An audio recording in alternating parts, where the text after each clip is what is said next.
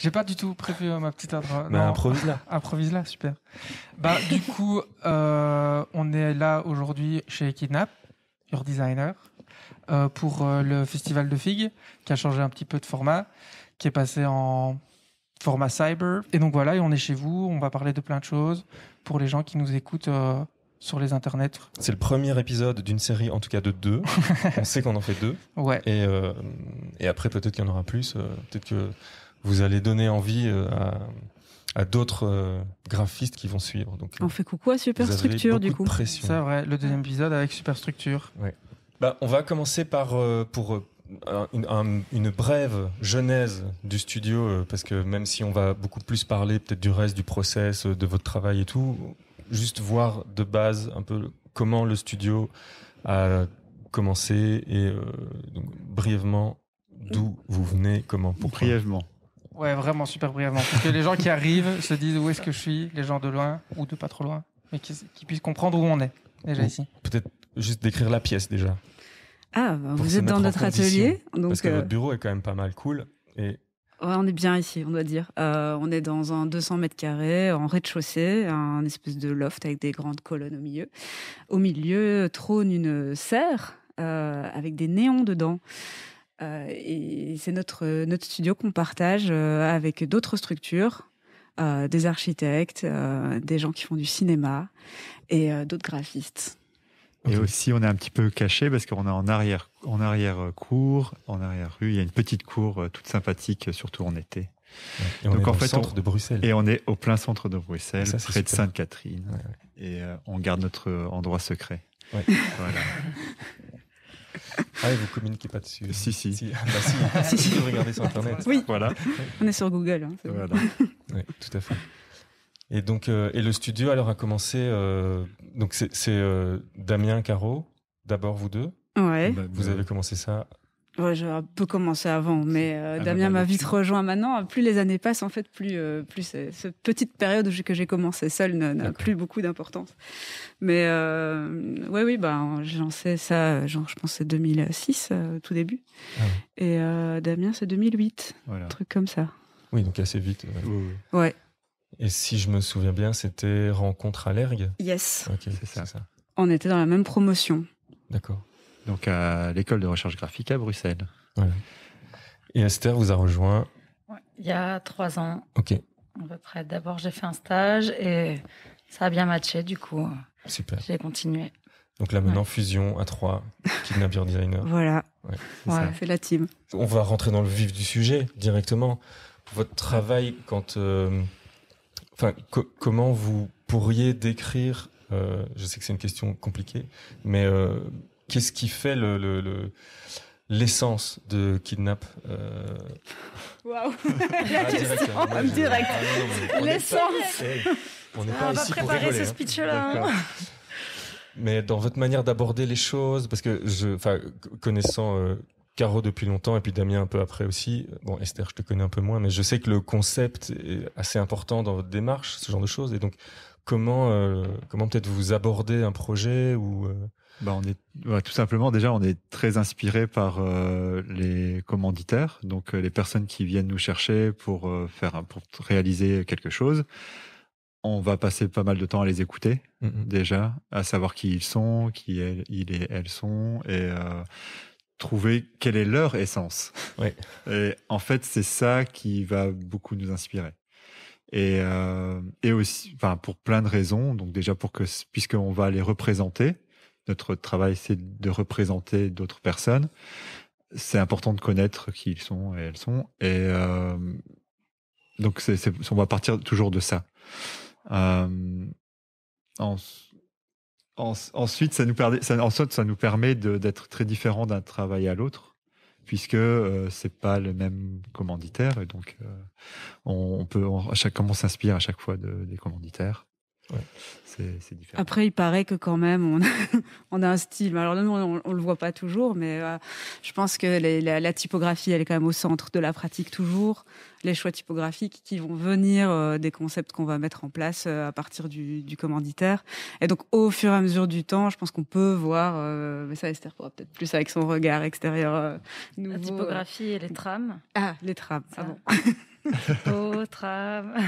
Mais il y a des raisons. Mais bon, après, Il y a des raisons aussi à tout ça, notamment, enfin, par exemple, en partant des trams, c'est que souvent, donc le principe d'avoir des. Est-ce qu'on doit expliquer les trams? Je sais pas. Non, je pense que ça va quand même. Non, on parle à Bah, des le graphistes tram, un peu, non ou c'est pas? pour se déplacer en ville. Hein, c'est ça. Voilà pourquoi. En tout, ce que je souhaitais dire, c'est que souvent, comme on travaille dans le secteur culturel et aussi associatif, parfois les images, souvent, les images sont pas de très bonne qualité. Ce sont des images amateurs. Donc on parle des photos, on parle des choses qu'on reçoit du commanditaire.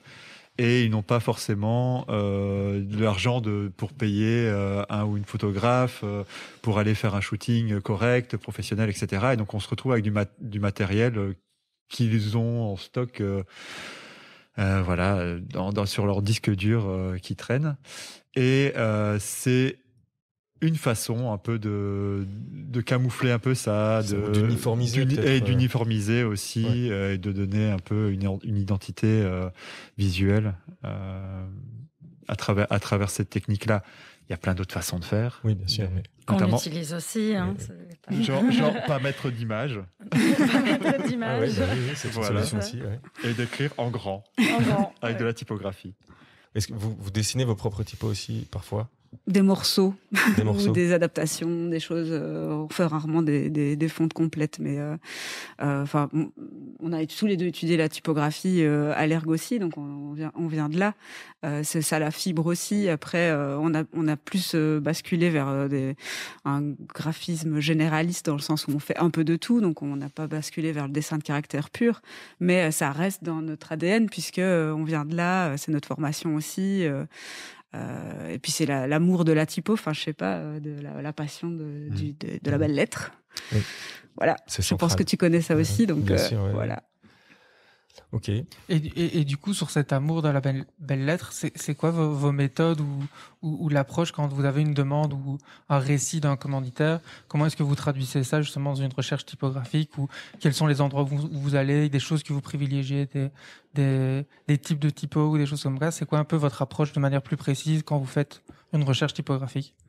Moi, j'ai l'impression qu'il peut y avoir deux, ou même peut-être plus, deux approches, mais j'en dirais déjà une qui peut être historique ou juste on charrie avec nous toute l'histoire de la typographie, et donc quand un commanditaire nous arrive, c'est quel choix on va faire par rapport à ce que les typographies racontent en elles-mêmes de par leur histoire. Donc ça peut être des premiers choix, et puis après ça peut être aussi un choix purement esthétique, affectif d'une nouveauté, d'un goût qui apparaît, et là des fois c'est vraiment juste un coup de cœur aussi sur des choix. Il y a aussi le type de support visuel qui est disponible. Et peut-être parfois il faut contrebalancer. Donc si le support visuel est de qualité, qu'on veut le mettre en avant, etc., la typographie va être un peu plus en retrait. Peut-être qu'elle va aussi contrebalancer les messages ou les choses qu'on souhaite communiquer. Ça dépend vraiment des exemples, mais si la photo communique quelque chose de très émotionnel, peut-être qu'il faut une typographie qui contrebalance, qui est peut-être plus sèche et si sèche, on comprend, moins émotive, etc. Et peut-être que l'inverse peut arriver aussi si il n'y a pas d'image, il y a très peu de choses, mais le commanditaire est très expressif et souhaite montrer cette énergie. Et voilà, on peut se permettre d'avoir des typographies peut-être plus presque même plus fantaisistes aussi.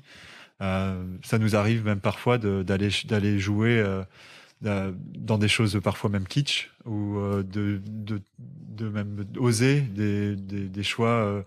Browser d'afonte pendant des heures pour faire des agglomérats de fonte pas possible. Ça, on a un projet comme ça. Ouais, tout à fait. Ouais, et lettre par lettre, on change chacune des lettres et on va toutes les chercher sur Dafonte. On a fait des trucs comme ça. Donc ça dépend vraiment. Et puis après, on peut aller chercher. Donc attends, redis, vous allez chercher sur Dafonte. Pour ce projet-là. Je suis curieux, je veux te savoir. C'est un projet en particulier, tu vois. Mais c'était un projet où chacune des lettres du logo devait changer tout le temps. Ok. Mais on les changeait tout. Il y avait aucune typographie fixe, donc on a browsé des trucs horribles pour les agglomérer ensemble. Et c'est la composition qui fait. Enfin, c'est le fait qu'elles se retrouvent ensemble qui fait l'originalité du truc. Ouais. Donc les gens pourront le voir un peu plus bas sur le site. Ouais, Tout à fait, ouais. C'était pour le CIFAS, qui est Ok. rue de Flandre aussi, qui fait de la formation continue pour artistes performeurs. Ok. D'accord. D'ailleurs, ça fait penser à un des thèmes qu'on souhaitait aborder. En effet, on a pas mal de commanditaires qui sont assez proches de nous. Géographiquement, Okay. en fait. Même si on travaille plus loin, on a récemment un gros commanditaire dans la région parisienne. On a réussi à trouver en fait des compromis pour être proche, parce que l'idée d'échanger, de communiquer, d'avoir vraiment un échange assez fluide, c'est très important, surtout par rapport à ce qu'on racontait avant, de justement d'aller chercher leur essence, de siphonner. C'est facile. Non, c'est pas mal. C'est une bonne analogie. Je te comprends. Siphonner, c'est pas mal. Siphonner leur essence, moi je trouve ça très bien. Voilà. Ce sera le titre du podcast d'ailleurs. Siphonner l'essence. Ouais. Kidnap your designer. Ouais. Siphonner leur essence. Très bien. C'est pas mal. Dans la camionnette blanche. Oui, voilà. C'est ça. Et donc vous avez trouvé un dispositif. Vous avez trouvé un dispositif pour vous essayer de vous rapprocher géographiquement. Entre autres, et par exemple pour ce commanditaire à Paris, par exemple, on a proposé en fait de vraiment être en résidence chez eux. C'est ça, d'accord. Et donc on y va 1 à 2 semaines par an. Du quartier, de la façon dont ils travaillent avec les gens, parce que c'est justement une structure qui essaye vraiment de miser là-dessus. Et du coup, c'était hyper important aussi d'être là et de vivre les moments forts du centre. Du centre artistique pour ne pas le citer, il s'agit des ateliers Médicis à Clichy-sous-Bois, comme ça on est clair. Ok, on mettra le lien dans la description du podcast. Et aussi qui eux on déborde d'énergie, aussi de partenariat, c'est assez impressionnant. C'est assez riche. C'est un des derniers gros projets sur lequel on a travaillé. C'était le travail sur l'identité graphique du lieu. Oui. Et donc c'est ça. Donc l'identité, vous l'avez développée. Le logo existait. Ouais. On a développé la charte graphique pour la communication et les événements récurrents, parce qu'ils développent plusieurs festivals par an. D'accord. Et donc c'est ça qu'on est occupé à faire et qu'on fait toujours. Et a priori qu'on va faire pendant un moment, parce que c'est renouvelable plusieurs fois. Ouais. Okay. Et donc, c'est ça. Vous étiez sur place vraiment pour développer, pour vous imprégner du lieu. Et donc, en mots sur un podcast, ça peut donner lieu à quoi comme résultat? Ce que vous êtes en train, ou c'est peut-être secret, hein, mais.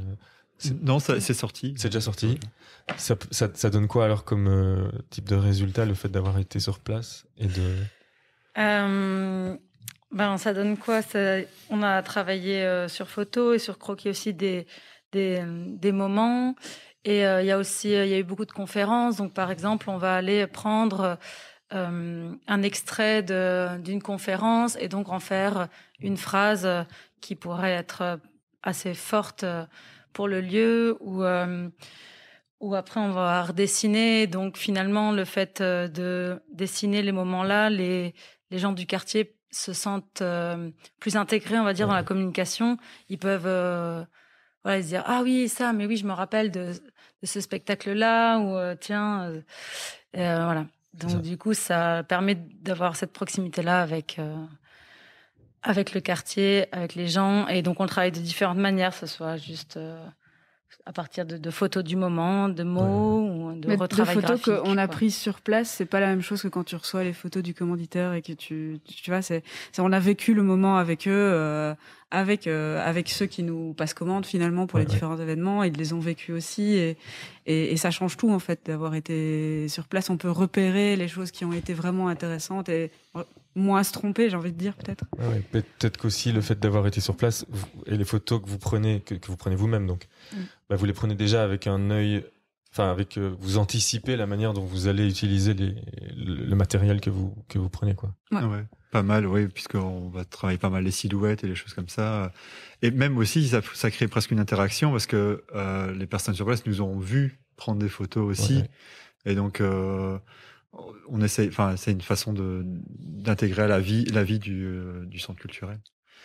Il y avait aussi, on pêchait aussi on siphonnait aussi les phrases aussi qui étaient un peu jetées comme ça. Et ça nous a inspiré plusieurs compositions. On mettait vraiment ces phrases accroches comme ça dans la communication. Les phrases qui ont été. Par exemple, on a entendu Esther a entendu genre le centre c'est ici. Oui. Parce que tout ce rapport de périphérie en étant sur Clichy-sous-Bois-Montfermeil et Paris, où Paris c'est le centre et donc c'est là où il se passe les choses.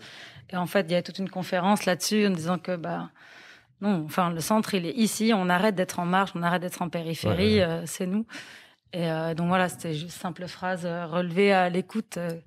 Oui, c'est ça qui prend un autre sens quand vous l'intégrez dans une communication. Voilà. Et puis du coup, là, ça devient la couverture d'une brochure, ça peut devenir une affiche, etc. Et puis, c'est parti. Ok. Et moi, je voulais revenir peut-être un petit peu. Vous disiez que vous travailliez beaucoup avec des gens qui étaient proches géographiquement de votre bureau. Et du coup, est-ce que c'est quelque chose qui, pour vous, est important dans votre pratique et dans votre travail de tous les jours, c'est l'impact potentiel que peut avoir votre travail sur votre environnement proche? Est-ce que c'est du coup pour ça que vous forcez ou que vous avez tendance à plus travailler avec des gens qui sont proches de vous? Ou est-ce que c'est un hasard? Ou est-ce que c'est juste ce fait de pouvoir communiquer facilement et juste un avantage logistique? C'est tout. C'est tout. C'est tout ça, c'est tout lié, je crois. T'as répondu à ta question. Je sais pas pourquoi. Je fais tout le temps. Non, mais c'est fou. Mais c'est plein de raisons, en fait. Okay. Et je sais pas. En effet, par exemple, on travaillait beaucoup avant pour des projets peut-être plus confidentiels. On travaillait ce qu'on appelait le B2B, qui apparemment est devenu un terme que tout le monde connaît maintenant. Je sais pas, voilà. Donc business to business. Et où du coup les productions qu'on faisait étaient confidentielles, en petit tirage ou tirage moyen. Peu vu. En fait, c'est ça, peu vu, très apprécié, mais peu vu. Parce que vu en interne ou dans des contextes très, on pouvait faire de très beaux objets imprimés avec de très belles finitions, etc., mais qui allaient être tirés à 100 exemplaires pour des professionnels de la profession et donc peu finalement peu diffusé dans un large public. Ça nous arrivait beaucoup. Ce qui est intéressant, on continue à en faire, et c'est intéressant parce que justement, on peut se permettre d'avoir des définitions, de travailler. Oui, parce que les budgets sont peut-être pas les mêmes aussi. Exactement. Oui. Ouais.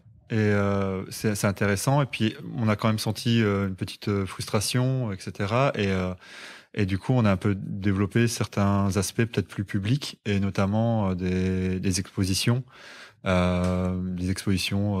muséales. Et ici, en fait, finalement, on travaille avec maintenant 3 musées à Bruxelles. Et finalement, ça fait quoi? Ça fait 2-3 ans qu'on a développé un peu ça. Et en effet, c'est sympa de voir ces affiches en rue. Donc, les musées, c'est vraiment chouette parce que du coup, on peut s'amuser sur la communication digitale, imprimée, mais aussi dans le design signalétique des expos parce qu'on aime bien la matière, la matérialité des objets, des choses.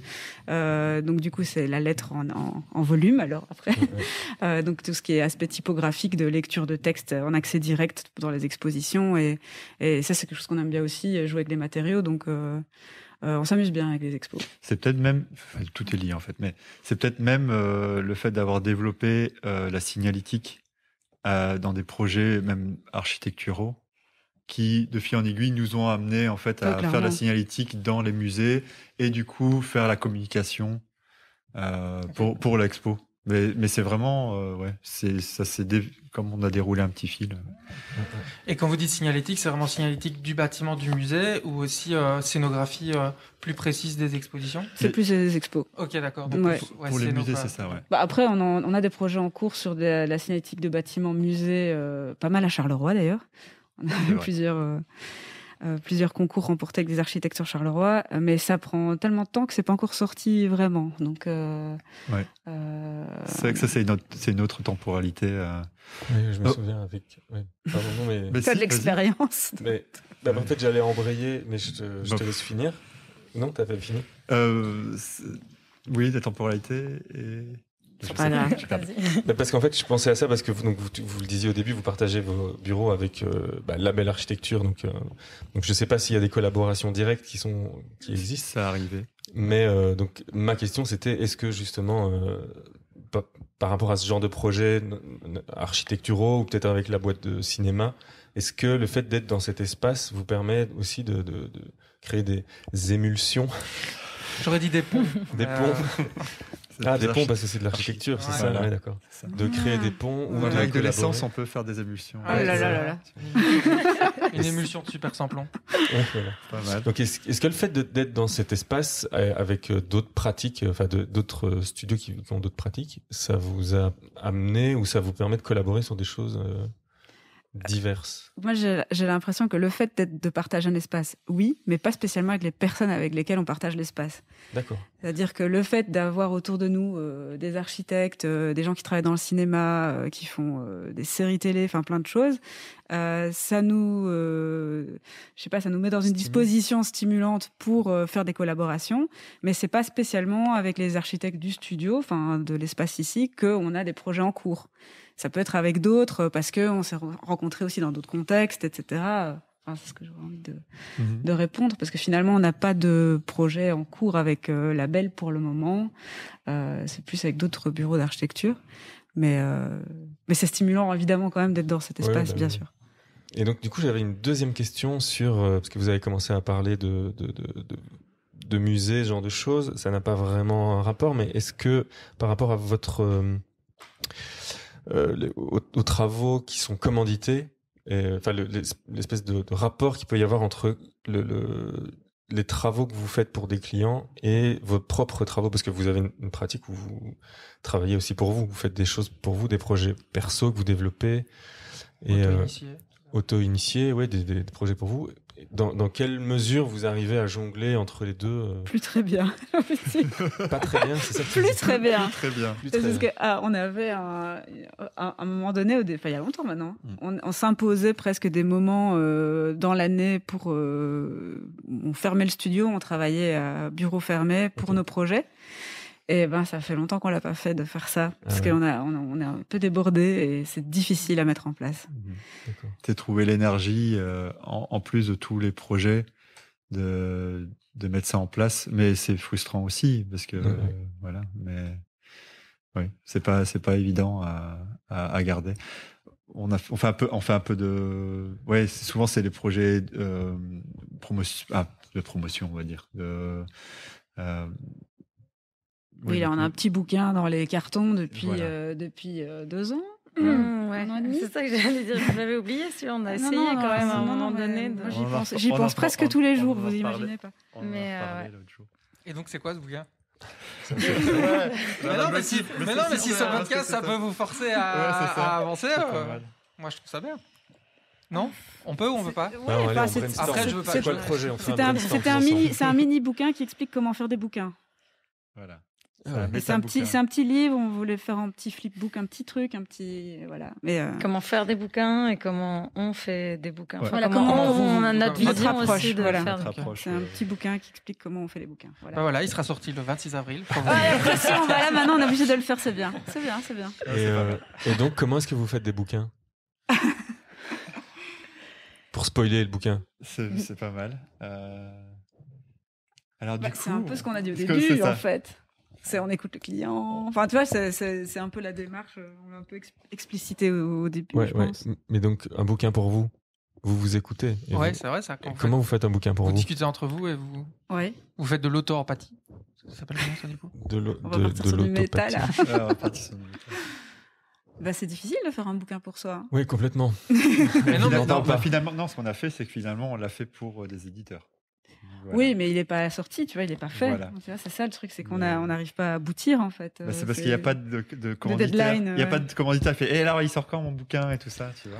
Parce que j'ai l'impression, dans ce que vous disiez au début, vous vous nourrissez beaucoup des contraintes et de l'histoire que vous donne le commanditaire, mais dans un projet auto-initié, potentiellement, des contraintes, vous avez la liberté de presque toutes les balayer. Et donc, du coup, comment dans votre pratique de dessin, on s'impose nos propres contraintes, je pense. Ouais. Vraiment, clairement, on se met des cadres, ça oui. Il y avait, il y a longtemps, quand on a fait ça, c'était le temps. Le temps était compté, donc du coup, c'était un peu voilà, c'était une semaine tout bouclé, etc. Et donc, Ça vous permettait de rationaliser les choix à un moment donné, il fallait trancher, Voilà. donc ça vous permettait genre, ça c'est un type de contrainte que vous imposez. Ouais. Ok.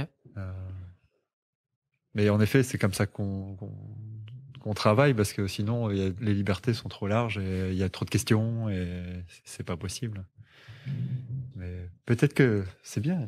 Ils vont nous briefer sur notre prochain projet auto-initié. Tu vois. Non, pas du tout. Ouais. Bah si, c'est bien. Welcome. Et c'est quoi du coup la balance? Parce que là, on a dit qu'il y avait plusieurs typologies de projets, potentiellement les projets auto-initiés, il y avait les projets plutôt culturels / associatifs, et des projets que vous avez nommés B2B ou plutôt cercle fermé, etc. Et du coup, est-ce que vous avez une idée de la répartition de ces projets sur votre planning? Ou enfin sur votre planning au-delà de ça, mais ça dépend ce qu'on met dans l'associatif et culturel, parce qu'il y a pas mal de choses là aussi. Enfin, on bosse avec pas mal d'associations ou de projets aussi dans lesquels on est fort engagé. Donc il faut les mettre là-dedans. Ça peut être presque 40%, je sais pas. Je pense à un festival. Il y a 2 festivals, un festival de cinéma et un festival de performance vidéo. Un qui s'appelle le Pink Screens et un autre qui s'appelle Homographia. Là, clairement, c'est avec des petits budgets et beaucoup d'énergie. Et voilà, on tire beaucoup sur ces projets-là. C'est pas évident ça demande beaucoup d'énergie. Mais vous le faites parce qu'on est impliqué dans ce cercle, dans ces cercles-là, aussi dans les initiatives. C'est une façon de soutenir ça, même si c'est assez particulier en fait. On se pose pas mal de questions autour de ça, parce que par exemple, ces initiatives sont vraiment soutenues par des bénévoles. Il y a beaucoup de bénévoles autour de ça, et l'économie est assez restreinte. C'est subsidié, etc., mais dans une limite. Et c'est étrange, parce qu'en fait, on se retrouve dans ce genre de projet parce qu'on a envie, parce qu'on vient nous chercher, on nous motive, mais on ne peut pas se permettre d'être bénévole pour ce genre de projet, parce que c'est comme un projet, c'est comme les autres projets, ça nous prend, on va dire, ça peut nous prendre presque un mois à faire, à sortir, et on peut pas ne pas se payer pendant un mois, par exemple. C'est pas possible. Et donc, on est un peu tiraillé entre est-ce que on peut pas le faire bénévolement, mais on peut pas non plus mettre nos prix, on va dire nos prix pleins, parce que voilà, c'est le contexte est un peu différent. Puis nous, on fait principalement ça quand même. On travaille principalement avec du culturel, l'associatif. On n'a pas un super autre client. Une vache à lait, quoi. Voilà, c'est non, ça, tu vois, qui pourrait vraiment.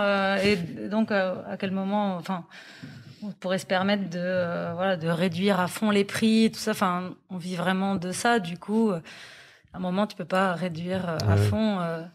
On fait pas des projets juste pour la bonne. Oui, c'est ça. La bonne figure, il y a pas de faire un du grand culturel, projet qui pourrait vous permettre de payer les projets plus petits, moins bien payés, quoi. Et en fait, on parle de ça parce qu'en fait, les concurrents, entre guillemets, qui pourraient être nos concurrents dans ce genre de contexte, c'est des plus grosses structures qui, elles, ont ce système-là d'avoir ça. Et justement, elles se permettent de faire du bénévolat. Pour presque se redorer le blason en disant voilà, ok, on travaille pour Total, mais voilà, en même temps, on travaille pour cette petite asso qui est super chouette et qui va reboucher les trous derrière Total. Et donc voilà, on travaille pas dans cette économie-là, et ça nous met parfois en porte-à-faux, justement, avec le commanditaire qui fait ouais, mais on est tous bénévoles et pourquoi pas vous? Et ça c'est pas tout le temps évident. Après, ils sont assez clairs, eux, ils payent leurs artistes, les personnes invitées, etc. Donc en soi, on doit être considéré là-dedans, mais ce que nous on fournit souvent, le montant est un peu plus élevé parce qu'on preste beaucoup d'heures pour que ça fonctionne. Surtout que c'est compliqué parce qu'il y a beaucoup de monde. Ouais. Et il faut gérer tout ça. Enfin, c'est même encore des projets encore plus compliqués que d'habitude. Oui, c'est ça. Gérer les collectifs qui organisent ces événements, c'est aussi tout Et du coup, la question, c'est est-ce que parfois vous arrivez puisque les tarifs, entre guillemets, sont un peu moindres, est-ce que vous arrivez à exiger une espèce de carte blanche un peu plus? C'est aussi compliqué. C'est pas évident toujours. Ouais, hein. c'est pas évident Non, en du fait. tout. Se dire que, ok, les gars, les gars, les filles, peu importe, vous nous payez moins, bah donc on fait ce qu'on veut. Mais c'est pas toujours facile. Ça, c'est un argument qu'on a souvent essayé, mais j'ai l'impression que ça n'a pas souvent fonctionné. Parce qu'en fait, même les gens, à partir du moment où ils payent, ils ont l'impression que, peu importe le montant, finalement, j'ai mon mot à dire. Et la carte blanche, elle est vraiment très, très difficile à obtenir. Donc, c'est quand même souvent de la négociation, du retravail. Nous, on fait jamais plusieurs propositions. On a vraiment ce truc on en fait une et on retravaille la première proposition à partir éventuellement des commentaires. On espère qu'il n'y en ait pas et que ça passe du premier coup, mais s'il y en a, on continue à faire un ping-pong, quoi. Et même dans ces projets-là où l'économie est compliquée, on fait des ping-pong. Enfin, je veux dire, c'est compliqué ouais. Et même, c'est même fou parce que souvent, c'est même presque l'inverse, c'est que c'est leur petit bébé. Et ils veulent rien lâcher. Ouais, ils lâchent rien en fait. C'est peut-être plus facile d'avoir des cartes blanches dans des projets où c'est plus confortable financièrement. Ouais. Bizarrement. Et donc tu parles de ping-pong, donc je rebondis. et donc t'as parlé un peu justement du process de faire une seule proposition et tout ça. Et donc moi, une autre de mes questions, c'était, vous avez parlé au début du process pour quand vous rencontrez les clients et vous siphonnez leur essence. Mais une fois que vous êtes au studio, ça se passe comment en fait le travail, le déploiement d'un projet ici, comment vous Et comment vous faites pour bosser à 3 aussi? Comment vous étalez le travail à vous trois sur le temps, les différentes phases? On veut tout savoir. Vas-y, prends des notes, Damien. En fait, il y a Damien, Caroline, ils ont plus le lead.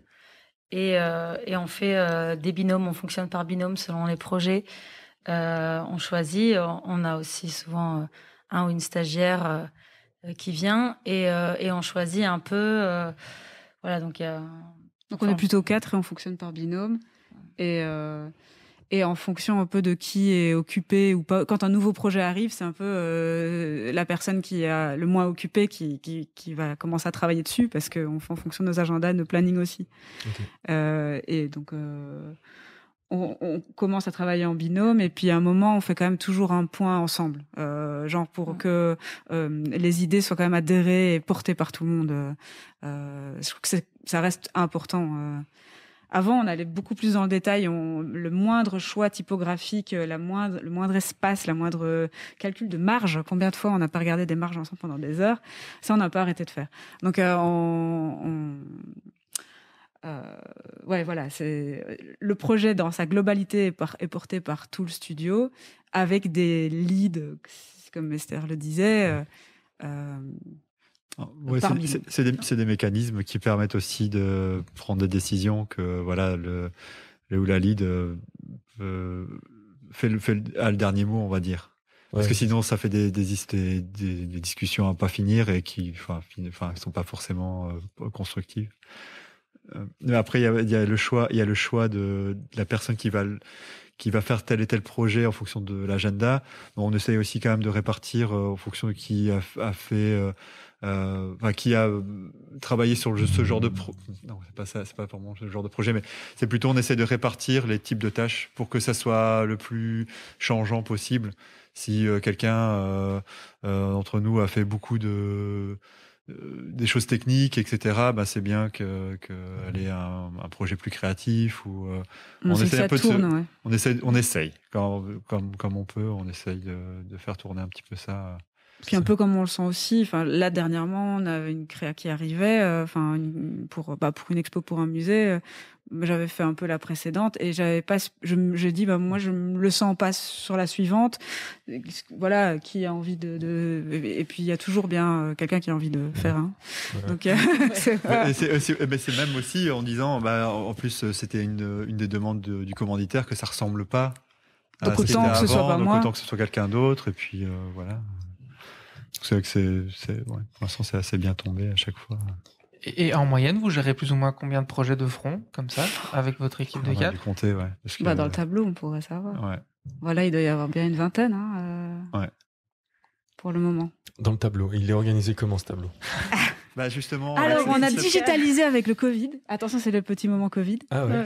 Parce qu'avant, on avait un vrai tableau, là, avec la liste des projets. Et puis, on avait commencé par faire 2 colonnes, puis 2 couleurs, puis 3 Il y avait quoi, alors couleurs. C'était une colonne quoi C'était les personnes Les personnes. qui Ok, lisaient, tu d'accord. vois. Puis là, maintenant, on a un tableau Excel.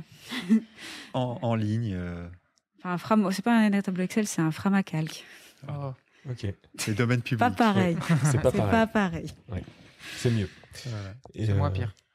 Et donc quoi, vous avez des petites cartes, mais il n'y a pas enfin il y a des. Il y a donc tous les projets comme, qui tous les sont projets, puis les uns états en dessous des d'avancement, autres, Voilà, en et- abscisse, et puis en ordonnée, c'est les personnes. qui travaillent Voilà. dessus, ce qui permet après, quand tu as ta colonne, de voir la charge de travail par personne. Parce que si tout d'un coup, il y a toute une colonne qui est La complètement colonne C, noire. c'est Caroline. La colonne D, c'est Damien. Et la colonne E, c'est Esther. Ah, Voilà. D'accord. C'est bien. Hein. ah ouais. Ouais, c'est bien. C'est presque Ouais. l'ordre alphabétique, sauf qu'il n'y a pas de A, B. Non. Maintenant, c'est le client. Et, Ouais. Non, mais après, on fait aussi. Enfin, tu as les projets qui sont vraiment en cours. Donc là, ils ont une certaine couleur. Après, tu as la personne qui. Donc, il y a peut-être une personne qui va être un peu plus dessus. Donc, l'autre personne va juste être en position suivie. Donc là, c'est encore une autre couleur. Et après, tu as les projets en stand-by. Oui, ça, c'est Si on je me attend trompe de pas, hein. l'info du client. Parce que ça, Si ça vous voulez arrive des aussi. précisions sur le tableau. Ouais, ça, c'est très précis. Ok. Mais en effet, ouais, les projets en Voilà. stand-by. Et vous avez des moments, parce que comme vous êtes à 4, vous avez des moments où que vous fixez pour faire des points, où il y a par exemple une fois par semaine, où vous voyez 1 heure pour où est-ce que tu en es, qu'est-ce que tu fais, tout ça, ou c'est quelque chose qui se fait de manière plus agile, enfin, et plus... On fait régulièrement des petits points plutôt Ok. que de faire un immense point. Enfin, on en fait parfois des gros Ouais. points où on regarde le tableau pour voir la charge de tout le monde. Ça, c'est quand il y a des gros moments. Là, pour le moment, tout le monde est bien dans son boulot et c'est ce qu'il doit faire pour les prochaines semaines. Donc, il n'y a pas besoin de faire 1000 points. Mais par contre, on fait des points sur les créas qui sont en cours. Les exécutions, les créations sont faites, donc il faut juste travailler, couler le texte, corriger, voilà. Mais sur les créas, on fait toujours des points par-ci, par-là. Là, on a 2 présentations cette semaine. On a fait des petits points aujourd'hui après-midi pour regarder ensemble. Et c'est plutôt régulier, enfin, quand il y a besoin, en fait. Donc ça se fait de manière plus naturelle quand il y a... Quand Alors, il on y a les besoin. planifie quand même, mais c'est pas systématiquement tous les lundis matins à 10h, quoi. Ok. Je Si- sais pas. Tu Ouais. sais, toi Je ne sais pas quoi. Non, j'étais en train de réfléchir à la prochaine. Et alors, après, je passe du coq à l'âne, hein, mais je me souviens qu'on a discuté un jour par mail d'un projet que je ne sais pas si vous y travaillez tous les 3, mais de la typographie inclusive. Ah. Non, c'est toi. C'est toi, Caro. Ah. qui- Caroline, Donc il est dans ta Ah, colonne. C'est dans ta C'est colonne. dans ma colonne. C'est pas vraiment dans ma colonne, c'est même pas dans le tableau. C'est pas dans le Ok. tableau. Ah oui, donc c'est à part, c'est en dehors du studio. C'est toi personnellement qui travaille alors sur ce projet-là. Plusieurs casquettes là-dessus. En fait, j'ai commencé à m'intéresser à la question parce que j'enseigne à l'école de recherche graphique. Oui. Et qu'on avait commencé à intégrer de l'écriture inclusive dans les communications de l'école et de fil en aiguille de l'écriture inclusive. Moi, je voyais directement un champ sur la typo qui m'emballait énormément.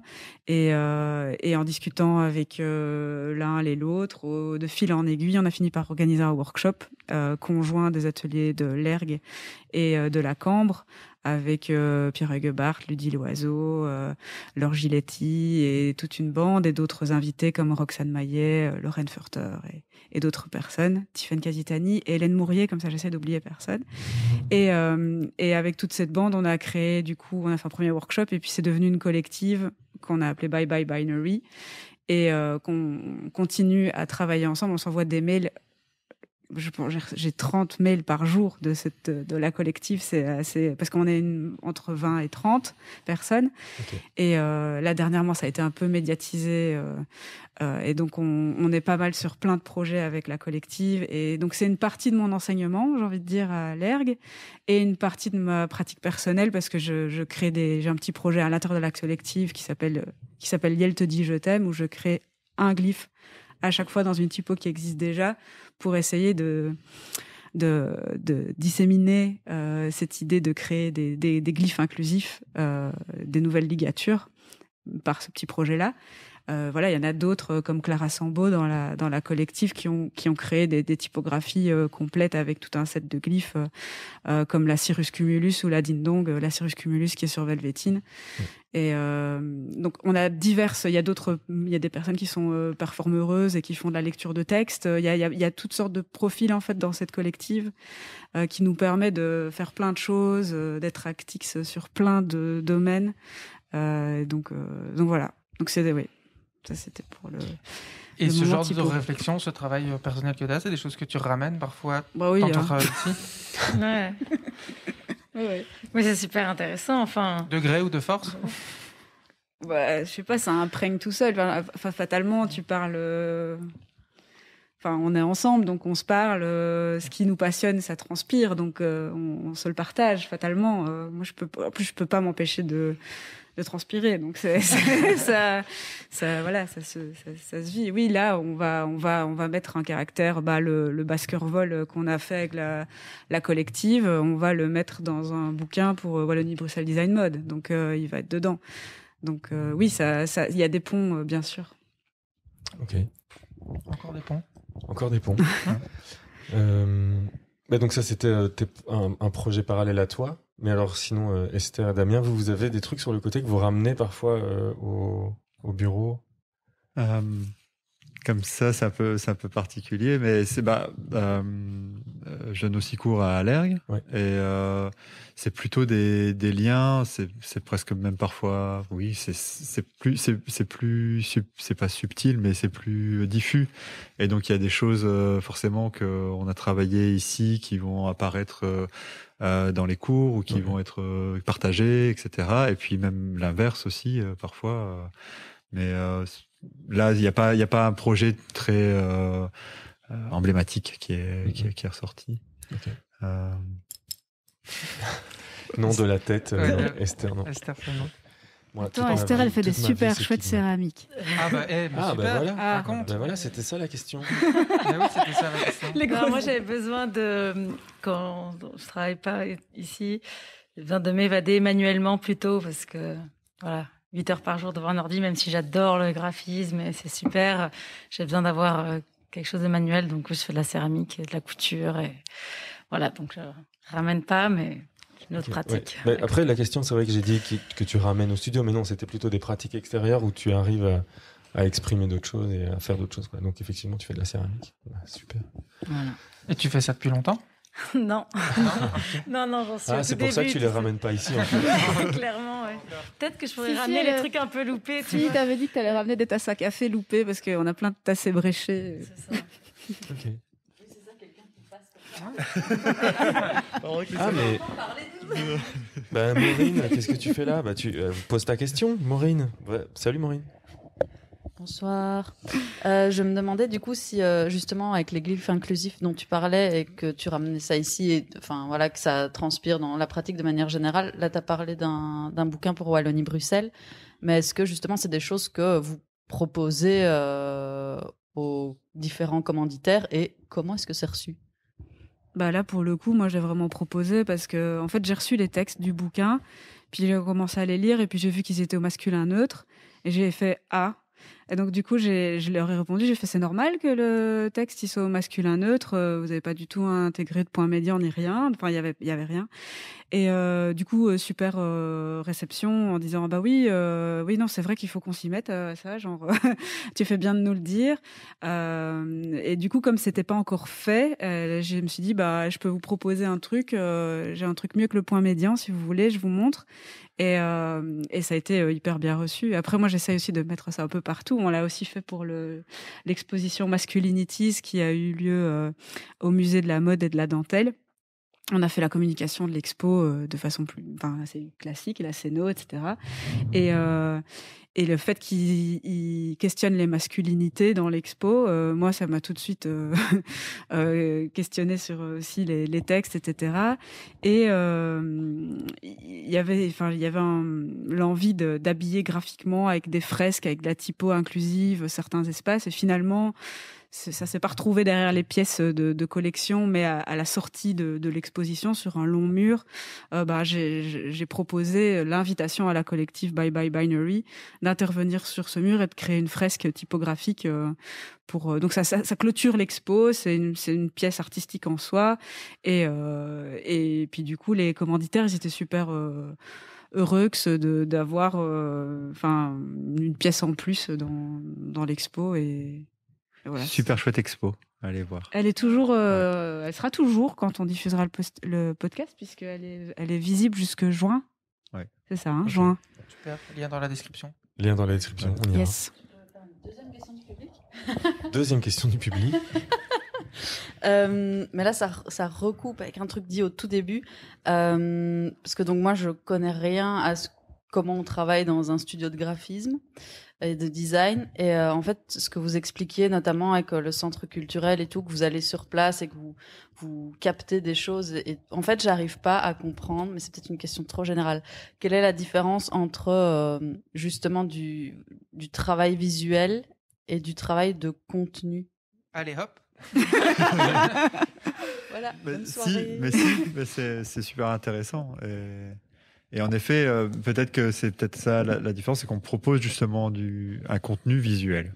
On propose d'amener du contenu visuel et d'autres commanditaires, en fait, on ne propose pas de contenu visuel, on prend ce qu'ils ont et ce qu'elles ont et on le transforme. Mais là, on s'est dit que c'était important d'en produire aussi. Clairement, on a fait des dessins. Je sais pas si ça aide.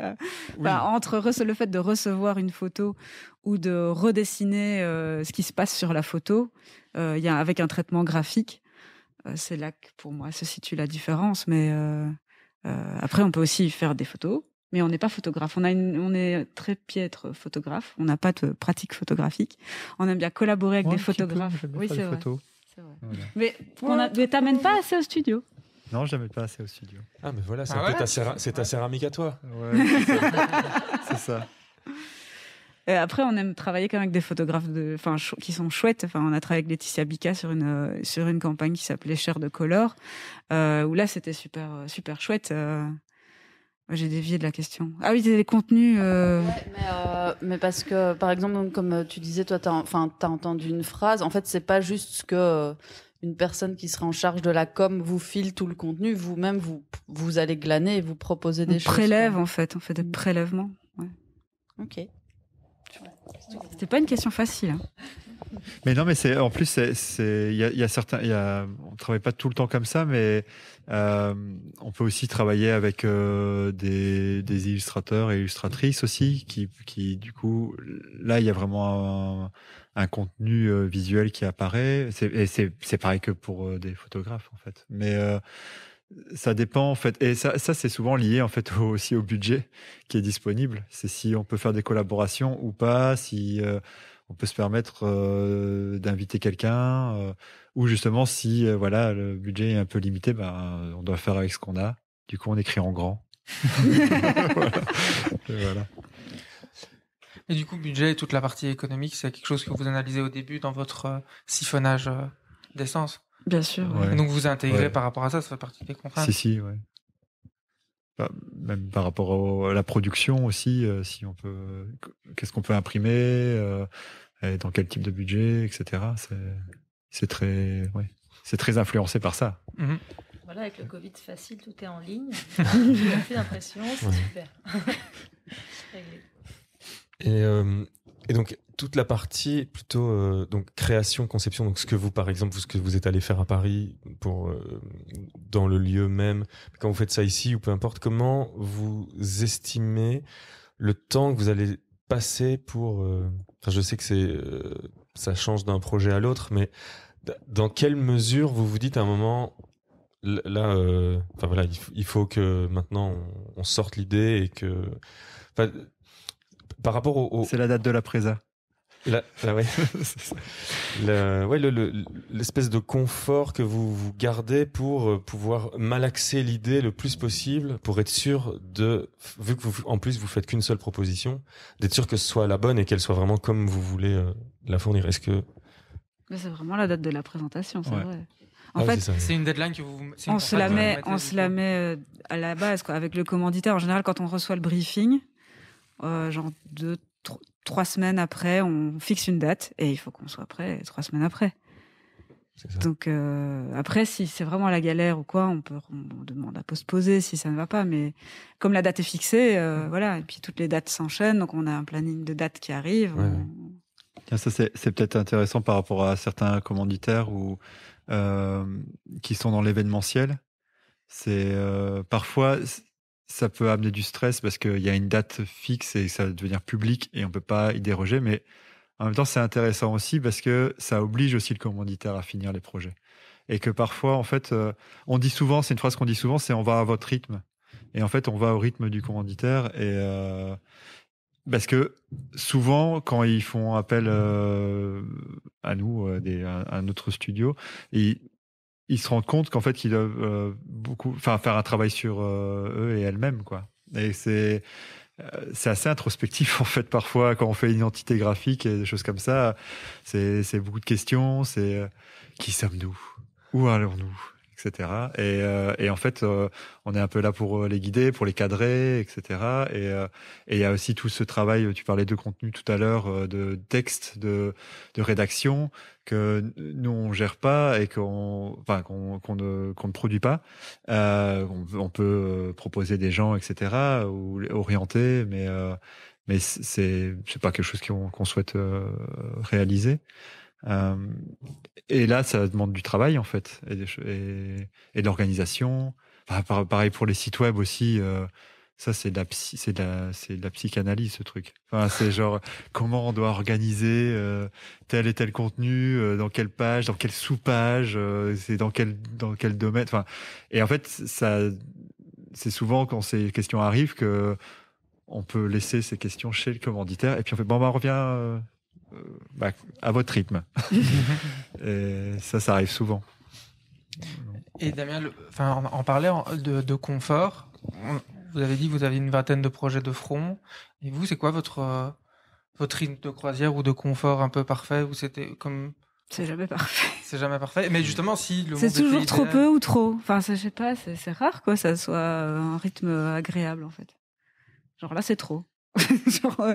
Puis des fois, je sais pas, c'est très en dents de scie, j'ai l'impression souvent. Donc, Vous parlez de 2-3 semaines pour produire une proposition. Est-ce que c'est quelque chose, si vous l'avez prise, cette décision de 2-3 semaines parce que c'est confortable pour vous, ou justement pas trop, c'était pour vous mettre un peu mal dans la contrainte parce que j'ai cru comprendre que c'était quelque chose qui vous aidait dans votre processus. Donc elle est là, ma question, c'est quoi votre confort? Vous dites peut-être maintenant, à 3 semaines, c'est peut-être un peu trop court et je serais plus confortable si j'avais tout le temps, dans un monde idéal, 6 semaines, 6 mois, 1 an, ou peut-être pas. Donc c'est ça ma question. Non, mais c'est vrai que c'est plus par empirisme qu'on dit 3 semaines. C'est que finalement on se dit ça marche et puis. J'ai l'impression que c'est une deadline que le commanditaire est prêt à attendre aussi son projet quoi. Ouais. Enfin, j'ai l'impression qu'on a convenu ça presque pour eux, ou par eux, de se dire ok ils peuvent attendre 3 semaines avant qu'on leur montre quelque chose. 1 mois devient déjà c'est dans 1 mois quoi. Enfin il y a un truc où c'est psychologique. C'est vraiment psychologique. On fait beaucoup de psychologie avec nous. Ouais, bah oui. Mais c'est vrai qu'en fait, parce que ça permet d'avoir une semaine où tu bosses pas, t'as briefé, et puis une semaine tu bosses pas dessus parce que tu bosses sur tous les autres projets. Mais tu réfléchis. Tu réfléchis un peu. Moi, dans ma douche, je réfléchis beaucoup. C'est toujours dans la douche. Ouais, Je sais pas si c'est lié à l'eau qui coule, mais ça fluidifie les idées, mais toutes les idées viennent dans la douche. Ouais, On moi, en a beaucoup. déjà parlé, on a une théorie là-dessus. Moi, beaucoup aussi, douche. Ouais. Moi, c'est dans mon lit, moi. Ouais, moi aussi. Que tu prends ta douche? Tu prends ta douche dans ton lit? Non, mais en fait, c'est une très bonne idée. Ouais, Avoir ouais. mon lit dans ma douche. Ouais. Mais moi, c'est dans mon lit que quand je trouve des idées, c'est rare. Mais... Et justement, par rapport à J'aime ça. pas gaspiller l'eau. À ce truc d'idées. Donc, je reviens. Peut-être que j'ai loupé tout à l'heure quand vous l'expliquiez, mais donc, s'il y a un binôme qui prend le lead, est-ce que c'est ce binôme qui propose la créa? Ou à un moment, vous avez des espèces de moments de je sais pas, de workshop ou je sais pas quoi. Je pense à, je pense que Hort, par exemple, en Allemagne, ils fonctionnent un peu comme ça. Ils sont, je sais pas, 7 ou 8 dans le bureau. Et ils font régulièrement des espèces de grands workshops sur un projet. Chacun fait un peu ce qu'il veut. Et puis, ils font une mise en commun, un peu comme une grande classe, en fait. C'est un peu, leur studio fonctionne un peu comme une grande classe. Et, est-ce que vous, parfois, ça vous arrive de vous dire, voilà, on va travailler sur ce projet-là, on travaille à 4 avec le ou la stagiaire qui est là, et vous prenez du temps à perdre en fait. Vous prenez le temps de le perdre. Je sais pas comment le dire. On le fait pour discuter. Oh, vas-y. Non, si. Simplement se mettre autour d'une table, dessiner. Le brainstorm, c'est plus. On fait plus en discutant, mais en vraiment tous te dessiner ensemble, c'est rare. Enfin, c'est plus quand même là les membres du binôme qui vont y travailler. C'est ça. Donc parce que du coup, en fonctionnant comme ça, il y a peut-être le ou la troisième qui n'est pas dans le binôme qui pourrait avoir des idées à injecter, mais qui. Du coup, d'office, il ou elle les dit. Parce qu'on parle aussi de façon informelle tout au long de la journée. Ah oui, tu ferais bien ça. Tu vois, un petit croquis, ce petit croquis, on a plein ça arrive de manière formelle, mais pas on fait un point pour vraiment tous. Et après, quand on fait cette entre-deux, cette mise en commun à 3 ou 4, à ce moment-là, on a déjà fait un petit tri en fait avant en binôme. Et après, et là, à tout moment, on accueille les idées des uns des autres et on peut les intégrer.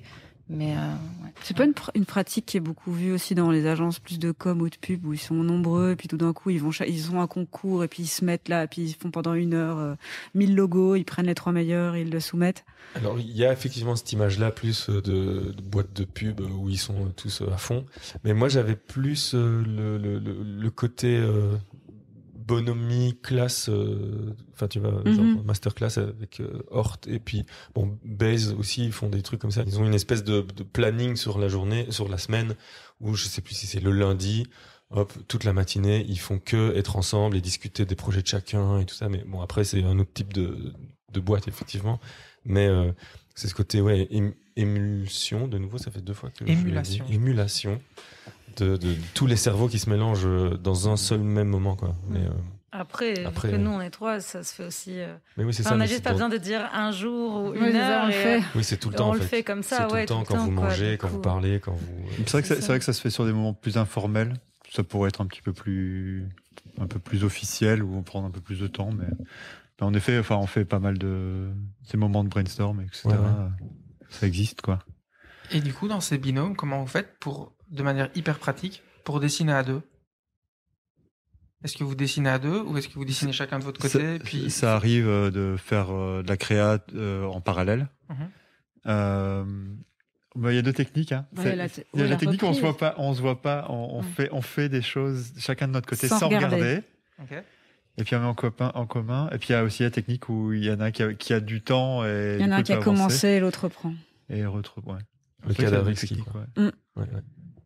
Ouais, cadavreski. Ok. On fait les 2. Et même en termes d'outils et de logiciels, ça veut dire que vous avez chacun votre petit fichier sur lequel vous travaillez et puis va voir le fichier numéro 3, c'est super, reprends ou moi j'ai fait le 3, toi t'as fait le 4, lequel est le plus mieux?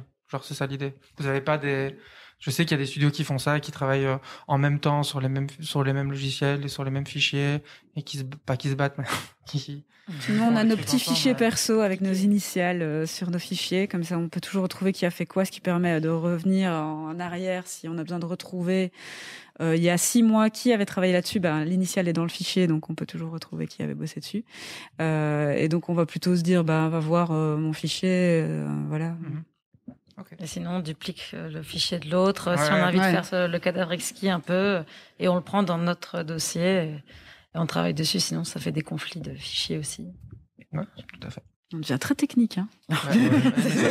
C'est bien aussi. C'est la partie technique du podcast. Et du coup, plutôt Dropbox ou Drive? Non, on a un team Dropbox, nous. Ouais. Super. Mais par contre, les fichiers sont très bien nomenclaturés. Donc, on a un système de code.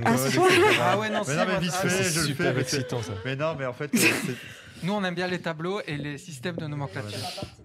Tu veux poser la question? Il y a public. Non, si, on mettra des screenshots de votre arborescence du Finder Dropbox. Racontez. Allez, je vais faire 2 secondes. Voilà, on a 6 lettres par commanditaire. Et puis, par projet par commanditaire, il y a 3 chiffres. Et donc, ça fait 3 chiffres, 6 lettres. Et puis après, c'est un nom de projet, savoir si c'est un catalogue ou si c'est un site web. Et en fait, c'est tout. Voilà. Et en fait, tous les fichiers de tous les dossiers ont ces 3 lettres et 6 chiffres à chaque fois. Et donc, tu peux taper ce code-là et tu auras tout le projet. Tu vas retrouver tous les fichiers, tous les dossiers de ce projet-là. Ok. Et les dossiers, ils sont rangés comment dans chaque projet? Par commanditaire. Ok. Et encore dedans? Par projet pour le commanditaire. Par Et projet. encore dedans? Et alors, encore dedans, c'est il y a un Créa. projet créa, il y a Présa. un présa. Mecs, on a des mecs maintenant. Ouais. C'est des mises en commun, parce que ça, c'est les nouveaux Covid aussi. On Ah avait ouais. besoin de faire des mises en commun parce qu'on pouvait plus se dire, ah bah, viens derrière mon ordi, puisqu'on a télétravaillé pendant longtemps. Et donc, on a fait des fichiers, des PDF juste pour se montrer les choses qui ne sont pas montrées aux clients. Mais c'était pour pas aller fouiller dans tel dossier qu'on savait pas lequel. On a les livrables. On a des livrables. On a un dossier par personne, du coup, avec notre tambouille dedans pour la recherche. D'accord. Et quand les fichiers sont en phase de finalisation, on va dans les MAN. C'est les mises au net. Ok. Ok. Et c'est là-dedans que vous avez ce que vous envoyez potentiellement à l'imprimeur? C'est ou ça. Tout ça. Dans les MAN. Ok. Et il y a encore des trucs dedans? Des autres? Non, c'est celui-là, le il est fichier hyper co- clean. Normalement, Ouais, il y a celui-là, pas il est- beaucoup- Normalement, il c'est n'y a le pas fichier, beaucoup de... c'est Dans les fichiers, fichiers, il y a dedans. images et tout ça, typo et tout rangé, master, tout ça, ou quand même pas? Non, ça dépend. Mais dans les man, il y a vraiment toutes les choses qu'on va vraiment utiliser, les typos, les images, qui sont aussi dans les bonnes, dans la bonne colorimétrie, etc. Puis il y a le projet commande, où il y a les devis des imprimeurs et aussi les fichiers qui sont envoyés. C'est Ok. technique. Hein. Bah super, on pourra mettre un screenshot de ça. Non, mais c'est vrai. Oui, de votre compta. Non, ouais, mais bien ça- sûr. non, mais après, tout le monde rigole et croit que je fais des blagues, mais c'est un truc super, super important. Moi, je trouve la On va manière dont... envoyer la photo de notre comptable. Non, pas la compta, Non, pas la mais- compta. Non, pas la compta, mais l'arborescence des fichiers. Moi, je trouve ça super intéressant sur comment ranger des informations, Bah oui, moi je me mets à la place de quelqu'un qui va écouter le podcast. Il a envie de de savoir, parce que lui, il va peut-être. Par exemple, Non, moi, mais- je suis en train de me rendre compte que mes fichiers, ils sont vraiment classés n'importe comment. Ah, ça, Et- tu sais quoi? Ça m'étonne. That's Ça a read. t'étonne. Un homme de 65 ans comme toi, avec ton expérience. Avec mon expérience qui classe n'importe comment. Et donc, ouais, non, mais moi, ça me titille la manière dont c'est classé, dont les choses se classent. Je sais pas du tout le faire, mais quand je le vois faire, ça me rend fou. J'adore. Ah bah, je te montrerai mon Finder, tu vas voir. Bah, j'attends que ça, mec, que tu me montes ton Finder. Mais ce qui est fou, c'est qu'on a mis au point ça quand même il y a Au début. 11 ans. Ouais, ouais. Non, Et plus. du coup, il a résisté Ouais. à autant. il résiste a- autant. Un Ok. peu avec quelques petites améliorations, mais enfin, c'est vraiment du tuning. Ouais, ouais. Et en fait, ouais, ça vient d'expérience aussi dans d'autres boîtes, en voyant ça, en se disant bah oui, si il faut faire un truc comme ça, parce que surtout le fait de travailler à plusieurs, C'est super marrant quand même parce que c'est essentiel. je vais peut-être me tromper dans l'anecdote, mais tu me corrigeras. Oui. Mais je pense même que, parce qu'en fait, avec Damien, on a travaillé ensemble avant qu'il fasse un grand voyage en Australie. Donc, on a commencé à travailler ensemble, puis on n'a plus travaillé ensemble, puis on a retravaillé ensemble quand il est revenu. Et je pense même que ce truc de nomenclature de fichiers, on l'a décidé ensemble avant que tu partes. Ah ouais. Et donc, C'est possible. donc on l'a décidé ensemble. Il m'a laissé travailler pendant un an et demi. Puis on a vraiment s'est associé ensemble. Et les fichiers étaient toujours bien rangés. Ah ouais, ok. Ouais, voilà.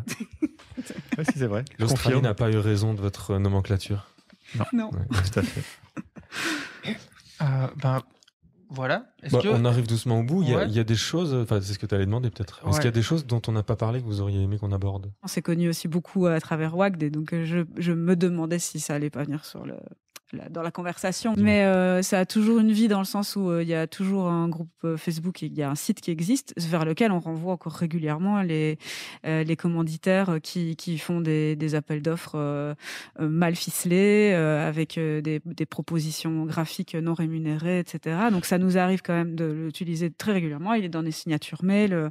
On l'explique encore régulièrement à des étudiants dans des cours ou à l'ERG. Donc pour moi, ça reste vivant. Après, il y a pas.